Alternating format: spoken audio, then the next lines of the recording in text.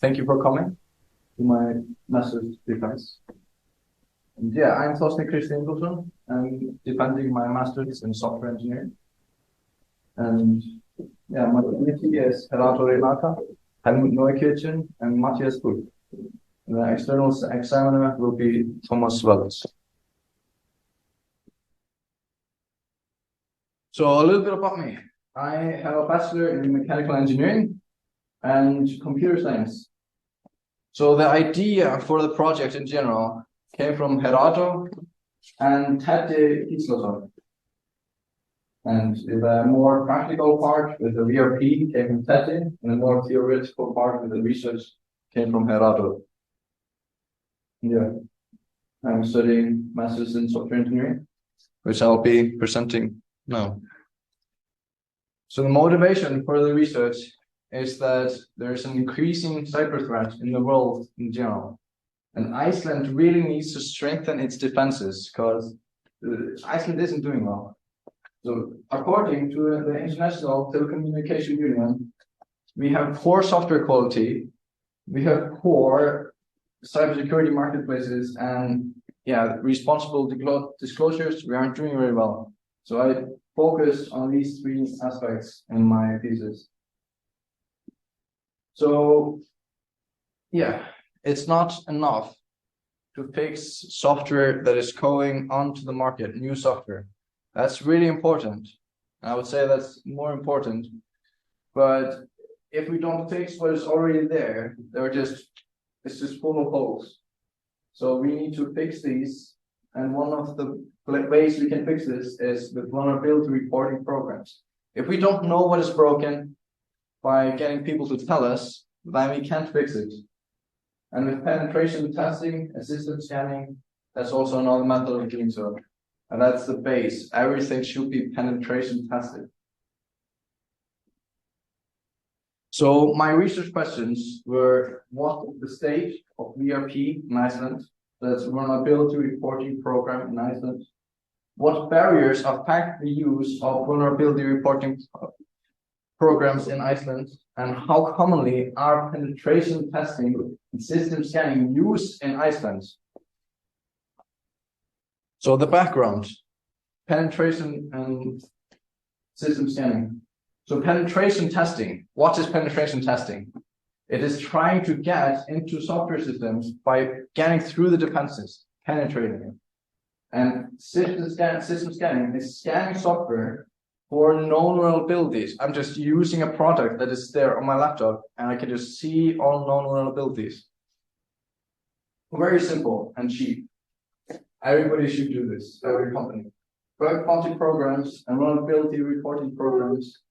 So bug bounty programs are websites where you can tell through to a company if you found some vulnerability and you get a bounty back. You get some money or compensation in return. And vulnerability reporting programs is just that, but you don't get paid for it. You're just telling. It's a website, a text that tells you what you can do to find a vulnerability and how you should report it. If you don't know how you should report it, well, what do you do then? You don't tell anybody about it. So yeah, in a literature review, we found 3 points on culture and practices in cybersecurity. So it's good to have good coding practices, but unless the culture is in there, it doesn't do anything, or it doesn't do much if there isn't proper cybersecurity culture in the company. So the second thing is that developers write code not only from like standards or what they think they should do, but also from what so also on the requirements from the one who is hiring them, or the one that owns the project, some other company, and also their personal preferences. So developers also think about security from different perspectives. They don't think about it all the same. So you need to know how developers think so that you can know how they deal with security. They might do different things and different implementation on the different viewpoints and background. So here are some more interesting points. The threat for legal action for not disclosing. So the threat of legal action, that's 60% of the reason of why researchers don't disclose. So 60% of those that have not disclosed, that's the reason. So yeah, and all the researchers, the cybersecurity researchers, most all of them, they expect good communications. They don't necessarily expect bug bounties for telling you about the vulnerabilities, only 50%, but they expect at least proper communication.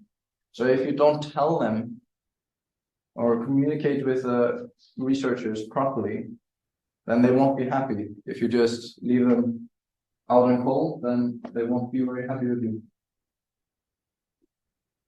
Yeah. They generally, if they disclose publicly, they only do so after the communication has been already before. That's generally the reason for it. They don't go and disclose publicly to the news unless it hasn't worked to communicate with the company. So, to create this research, we created 2 questionnaires. One for upper management to see how the ones that take the actions, take the decisions, think about cybersecurity, and another with IT professionals, bigger group, but also more broad, and to see the differences between them. And we created the scripts and the surveys through SoSci Survey, the survey tool. We reviewed the questionnaires with my supervisors through a series of reviews.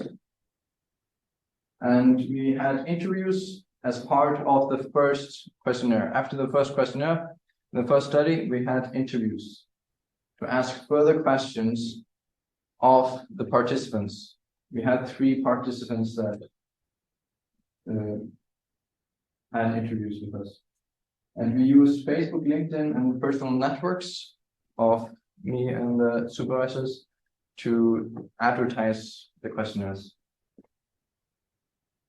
Yeah, we process the data from the surveys in Python and Google Colab.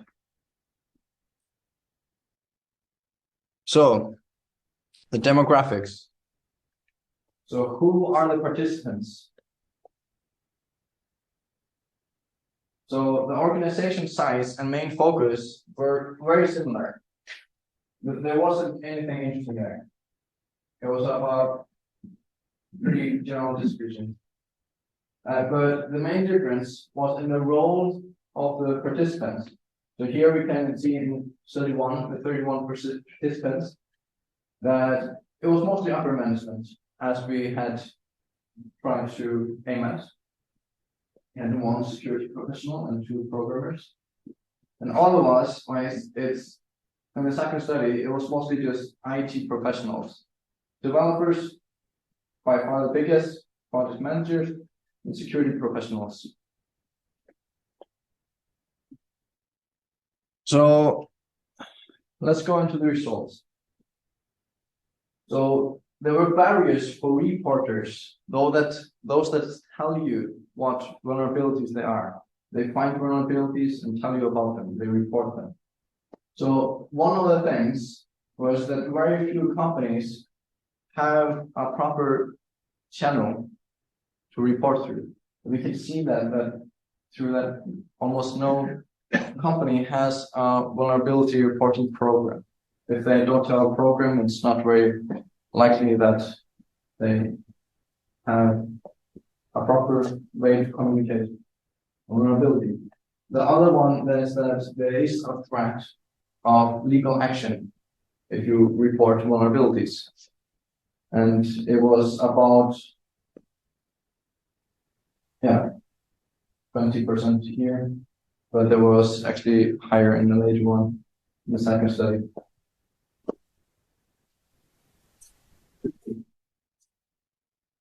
So received disclosures, there was more. So in study 1 with the management group, upper management, there were more people that said that they had received disclosures in the last 3 years. In the general group of IT professionals, the percentage was much lower. The managers probably have more information on if they got a disclosure. So this is a bit partial. And also they might be more security minded, as the first study was performed. The participants were found mostly through the personal networks of security minded people. So the knowledge of VRP. So there's good knowledge about disclosures and how to handle them, how to handle these vulnerabilities. But there isn't good knowledge of VRPs, vulnerability reporting programs, how to take it and do it officially, how to have a good structure and how you handle them, versus just like, yeah, we know how to handle them and we do it properly. Here, they can deal with them, but here, there's no ones that want to report to you, know how to do it and what to do. What is within boundaries of the program and how you should tell them. Barriers for the organizations. Not only the reporters have barriers in creating a VRP. The biggest barriers with companies is that it's expensive. Resources, manpower, that's the main thing. But what we can do to help them, as we will see later on, there are also other things that like expertise and such, but it's also manpower. They can have external expertise. We'll look into more what we can do about that later. But here we have penetration testing and system scanning. So research question number 3. And as we can see, almost every company, organization is system scanned. They scan their systems for known vulnerabilities. That's very good. But if we look at the penetration testing, it's just over half. Half of organizations are penetration tested. And this is with a group that is partial to cybersecurity. This is a very optimistic result. And in the other one, this is about 50%. In the second study of the more general participants, it was about 26%. So yeah, this was very surprising. So the main conclusions. So for the research question 1, organizational knowledge of level of vulnerability reporting. So most everybody know how to handle disclosures. They get disclosures. They were dealt with them before. They know how to do that. But not many have thought about creating a VRP, and very few have a VRP. And we can see the knowledge of VRP platforms from the fact that 45% of participants knew of a vulnerability reporting platform, such as HackerOne. So, yeah, good knowledge of what to do, but not good knowledge of the proper process of keeping a vulnerability reporting program. Yeah, the barriers for reporting. So there is a lack of reporting channels, and the reporters have a threat of legal complications. And this can be solved through having a vulnerability reporting program that tells you, here's what you can do. If you stay within it, we won't sue you. If you promise them that, they're not afraid of it. And also the lack of reporting channel, if you tell them how to report, it solves that. And for organizations, the barriers are lack of resources, sensitive systems, and the lack of resources, that's quite simple. If you create a vulnerability reporting program for Iceland, You need some money for that, but that can be done. It's doable. It's just a website. And that takes care of most of the resources. But there are also resources in validating reports of vulnerabilities. If I tell you, here's a vulnerability report, and you would go, hey, is this true? Is this a vulnerability? You need to validate that and see if that's true. But if we do that for the companies within this program, it's more or less free of charge. There isn't very much resources that go into that. So yeah, for the research question 3, penetration testing and system scanning, you can see that most organizations, as I touched on before, are scanned regularly, but only half are regularly penetration tested. But another additional point that is not necessarily in the research questions is the differences between the studies. In the first group, there were also very good knowledge of cybersecurity in the upper management group. And it makes sense. It is in the job description to know what cybersecurity is and know how to handle it. And it's a small group though, so it's a small data set, but with a higher quality.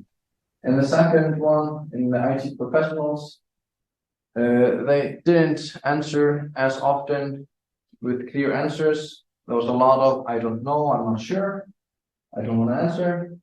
But there was a bigger data set, easier to reach this group. So I would recommend study 1.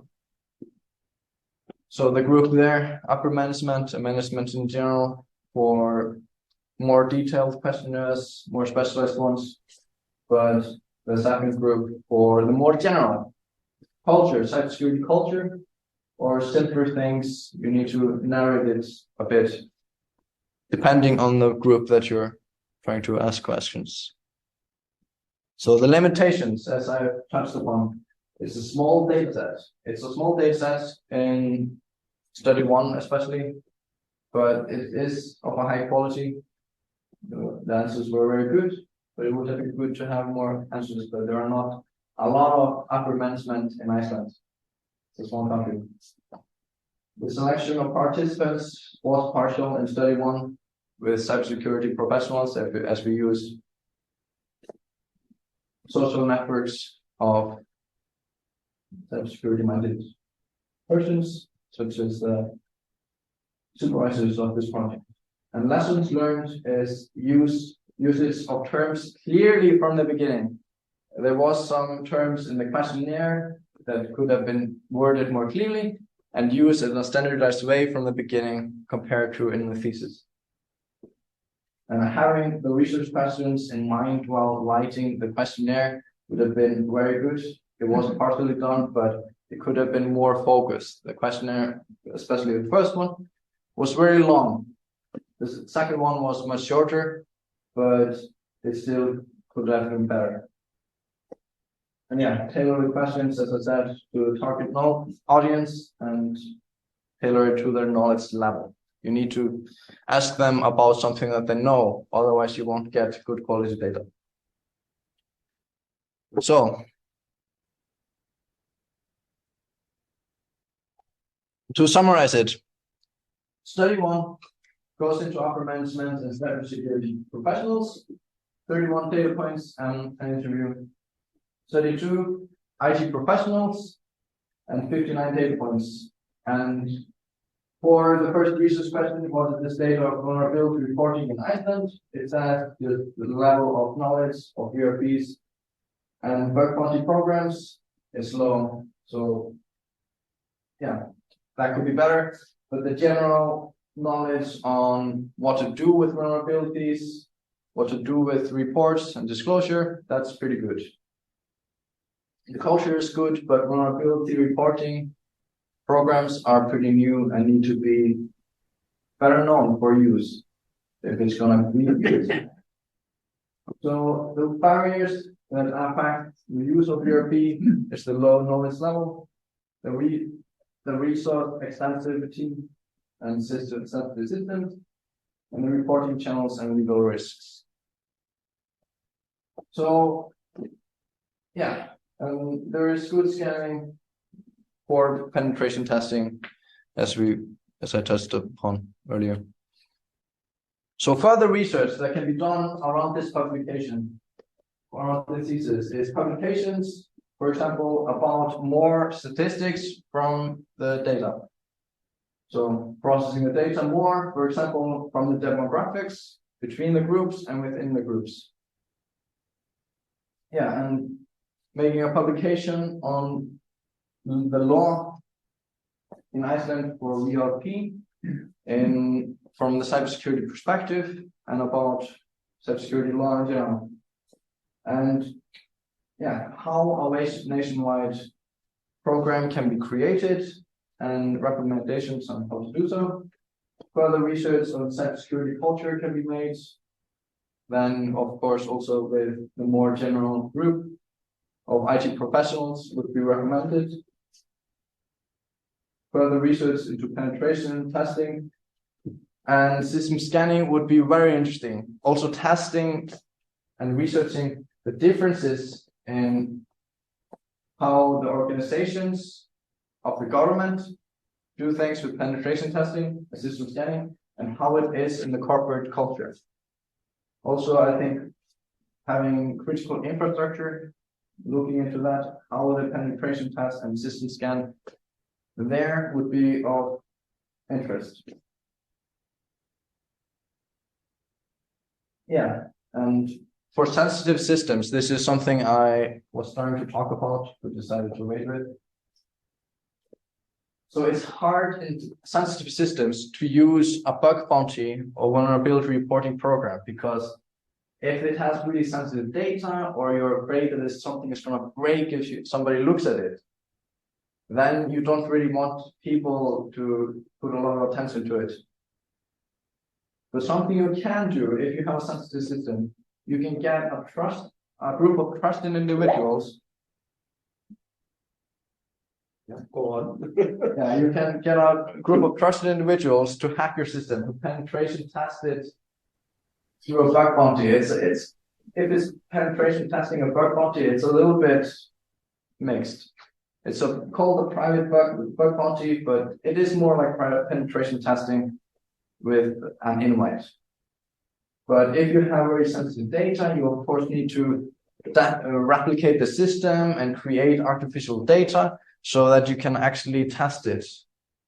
So that's it. With hospitals and organizations and the government that deal with sensitive data, it's very complicated. But if you have a system that you're just afraid that breaks, it can be done with invitation bug bounty programs. Yeah, and there's also the Digital Europe program, Defend Iceland, and the National Coordination Center. There's a project there for actually creating this kind of national program. It's already underway and it's just about to get funding. So that will be very exciting to see what happens. And yeah, a paper could be made to tell them what would be good to have in mind. Yeah, acknowledgements. I want to thank my supervisors, Renato, Tati, Helmut Neukirchen, and Matthias Buch. Yeah, their support through the project was of the utmost importance, and the countless reviews and meetings I couldn't have done without them. And also my friends and family for supporting me, and I wouldn't have had the enthusiasm to finish this project without them. I want to thank Thomas Wells for all the work and effort put into reviewing it and all the comments. Gregory Falco for connecting me with Herato and Tati in the first place and getting the base for this project. And Larry Leibrock for his courses and all the ideas I got that I put in the thesis from the notes. Yeah, thank you for listening.